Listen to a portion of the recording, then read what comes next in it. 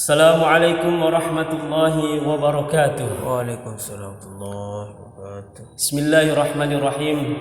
Alhamdulillahi rabbil alamin. Wassalatu wassalamu ala asrafil anbiya'i wal mursalin wa ala alihi wa ashabihi wa man tabi'ahum bi ihsanin ila yaumiddin, amma ba'du. Qala Allah ta'ala, a'udzu billahi minasy syaithanir rajim. Bismillahirrahmanirrahim. Ya ayyuhalladzina amanu ista'inu bis-sabri was-shalah innallaha ma'as-sabirin. Jamaah yang dirahmati Allah, syukur alhamdulillah, mudah-mudahan Allah senantiasa melimpahkan rahmat, taufik dan hidayahnya. Mudah-mudahan Allah selalu menjaga kesehatan kita semuanya. Amin ya rabbal alamin. Hidup bahagia. Bahagia itu sederhana. Bahagia itu indah.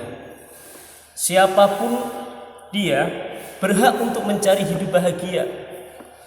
Dalam berumah tangga yang dicari adalah bahagia. Bahagia itu ada kalanya orang mencari dengan keimanannya. Dan bahagia itu ada kala caranya mencari dengan hawa nafsunya. Karena bahagia semua orang berhak untuk mencarinya. Seperti tadi yang saya sampaikan, ada kalanya bahagia itu dicari dengan keimanannya. Di waktu subuh ini, alhamdulillah, Allah masih memberikan kenikmatan kepada kita semuanya di Masjid Al-Furqan, di bawah kajian MUI Raja Ampat. Mudah-mudahan Allah senantiasa melimpahkan kepada kita semuanya sehingga kita berhak untuk menerima kebahagiaan kita, mencari dengan keimanan kita. Ada pula orang yang mencari kebahagiaannya dengan hawa nafsunya. Orang bekerja itu pagi, siang, malam, kalau ditanya pasti jawabannya apa? Ingin mencari bahagia. Dan ada pula seperti tadi dengan hawa nafsunya, tidak memandang apapun yang ia dapatkan, yang ia hasilkan. Yang ditanya pasti kamu ingin bahagia. Yang dicari satu mungkin dengan korupsi, menghasut, memfitnah, merampok. Pasti ujung-ujungnya kalau ditanya satu jawabannya, ingin bahagia. Jamaah yang dirahmati Allah, akan tetapi kebahagiaan itu bukan berarti banyaknya harta, tidak. Akhir-akhir ini kita melihat berita di televisi. Dia seorang terkenal, mempunyai stasiun televisi, kekayaan, bahkan bukan hanya itu saja yang didampak. Dia seorang laki-laki yang ganteng. Pasti yang dicari adalah pendamping seorang istri yang cantik. Tidak kalah juga dia ganteng, istrinya cantik, kekayaan banyak. Tapi naudzubillah min dzalik, dia terjerat yaitu narkotika. Kita seminggu yang lalu nonton berita itu. Kenapa sampai kayak gini? Kemudian ditanya, masalahnya apa? Kalau kita pasti sudut pandangan kita, orang bahagia pasti banyak uangnya. Mau pergi kemana saja pasti bisa dia. Orang kaya, mempunyai stasiun televisi, kekayaannya di mana-mana. Tapi naudzubillah, mengkonsumsi narkotika. Ketika ditanya oleh kepolisian, berurusan dengan kepolisian, salah satunya jawabannya adalah ia stres. Ternyata uang bukan hanyalah segalanya. Tapi kita tidak mungkin, yang namanya manusiawi, pastilah kita membutuhkan kebahagiaan itu pasti dengan uang. Tapi bukan hanya segalanya, tapi buktinya dia punya istri cantik, mempunyai kekayaan banyak, tapi ternyata jawabannya ada satu, dia stres, ternyata ia mengkonsumsi obat yang dilarang oleh agama. Apa itu? Salah satunya adalah menghisap, yaitu narkotika. Ternyata jawabannya satu adalah stres. Oh, ternyata bukan berarti harta banyak bahagia, menjamin kebahagiaan seseorang, belum tentu. Makanya kita itu harus melihat, memandang lebih bawah. Syukur alhamdulillah kita masih diberikan kenikmatan oleh Allah, rezeki oleh Allah, bisa makan, minum. Yang di bawah ada orang yang tinggalnya di kolong jembatan dan seterusnya. Maka oleh karena itu di sini dalam kitab Nasaihul Ibad diterangkan, gila ulama menjelaskan, as'adun nasi man lahu qalbun alimun. Orang yang bahagia itu bagaimana? Ya, orang yang bahagia itu adalah ternyata orang yang diberikan hati oleh Allah, hatinya selalu senantiasa dimanapun dan di mana tempatnya pun ia selalu bersama Allah. Bi annallaha ma'ahu fi ayyi maudhi'in kana. Ternyata orang bahagia itu adalah mudah sekali ternyata dan sederhana sekali. Di dalam hatinya Allah menancapkan selalu mengingat kepada Allah. Dia santai, tapi ini mudah diucapkan, tapi juga susah untuk dikerjakan. Karena apa? Bukan hanya di dalam masjid saja, di luar masjid saja pun ia selalu bersama Allah. Dia tidak takut diancam oleh orang, tidak takut. Mau dikasih jabatannya diputus, tidak takut. Mau tidak, pokoknya semuanya tidak takut. Karena apa? Ia merasa nyaman bersama Allah. Mengingat perjalanan Nabi Muhammad ketika dikejar-kejar oleh kafir Quraisy bersama sahabat Sayyidina Abu Bakar As-Siddiq. Beliau masuk di Gua Sur, yang manakala itu tentunya orang kafir tahu kalau di gua tersebut ada bekas kaki kudanya. Tapi apa ma'asyiral muslimin, ketika Nabi Muhammad masuk di dalam Gua Sur, yaitu ada seekor laba-laba sehingga membuat rumah sehingga tidak bisa melihat orang kafir.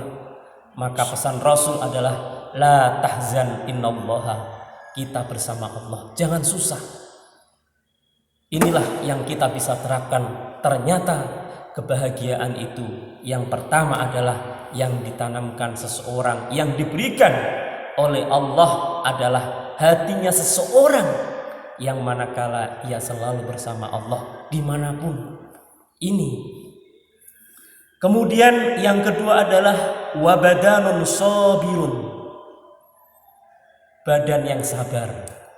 Ini orang yang bahagia. Yang kedua di dalam kitab Nasaihul Ibad adalah badan yang sabar. Badan yang sabar yang bagaimana? Ala taati atas ketaatan wal marazi dan musibah. Yang pertama adalah ketaatan. Bagaimana dengan kesabaran itu? Walaupun itu sabar tidak ada batasnya. Siapapun berhak untuk mencari kesabaran tersebut. Yang pertama adalah sabar masalah ketaatan. Sholat subuh memang berat. Tidak semuanya orang bisa mengerjakannya untuk berjamaah. Karena apa? Ada inilah ketaatannya. Nah, karena apa? Kesabaran. Bahkan Allah Subhanahu wa taala mengingatkan kepada kita, ya ayyuhalladzina amanu ista'inu bis-sabri was-shalah innallaha ma'as-sabirin. Wahai orang-orang yang beriman, jadikanlah salat dan sabarmu sebagai penolong. Inilah salah satunya adalah badan yang sabar sehingga bisa menjadi penolong bagi kita, yaitu salat dan kesabaran kita. Walaupun sabar itu tidak ada batasnya. Kita sabar masalah ketaatan. Yang kedua adalah masalah musibah. seperti yang kita rasakan semuanya saat ini, dimanapun seluruh penduduk Indonesia khususnya merasakan dengan musibah ini, yaitu pasti dengan adanya ketaatan dan ada musibah. Ya, musibah inilah yang bisa mengingatkan diri kita bahwasanya itu adalah peringatan dari Allah. Mari kita selalu dengan ketaatan kepada Allah, sehingga kesabaran dengan adanya musibah kita bisa mengintrospeksi diri bahwasanya apapun yang datang, musibah itu adalah datangnya dari Allah, dan ketaatan seseorang itu adalah salah satu menjadikan keimanan seseorang menjadi hamba yang selalu yang dikatakan seorang yang bahagia. Karena dengan ketaatan, dengan musibah, seseorang bisa mengingat adanya Allah Subhanahu wa taala. Dengan hati atau badan yang sabar inilah mudah-mudahan kita selalu digolongkan menjadi orang yang sabar dengan ketaatan, yang sabar dengan apa yang Allah berikan, yang diantaranya adalah musibah ini.